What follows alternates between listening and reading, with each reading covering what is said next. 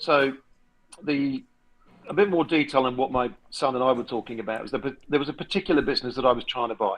It was in the meat and poultry business, and the guy that ran that was 95 years old, and he started building that business with his wife 4 decades ago.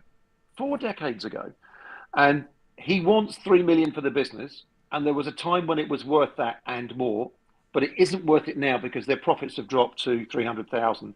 So unfortunately, in that scenario, a business like that would be worth 3 to 500,000. But he wanted 3 million for no other reason than he wanted to leave a million each to his kids as legacy.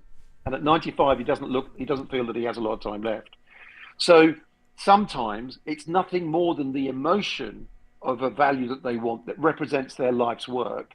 But the figures in the business would mean that anybody buying it wouldn't do it. So that wouldn't buy it because it doesn't make sense. Because in that scenario, 300k, 3 million to buy a business making 300k, you'd be 10 years before you got your money back, before you made any money. And that's why investors won't do it.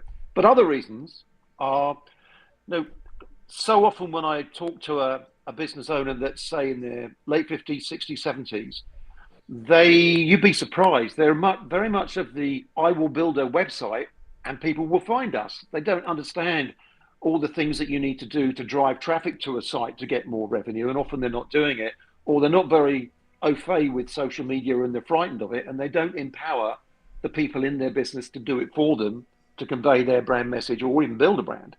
You kind of find that youngsters, let's say anybody under 30, it's probably anybody under 35, understand wealth and brand really well. But a lot of the older generation understand profit and loss, and they don't understand brand and wealth. And that's, it's just a cultural thing in the way that people grew up. And let's call it the old world before the internet and digital, to the point that we are now.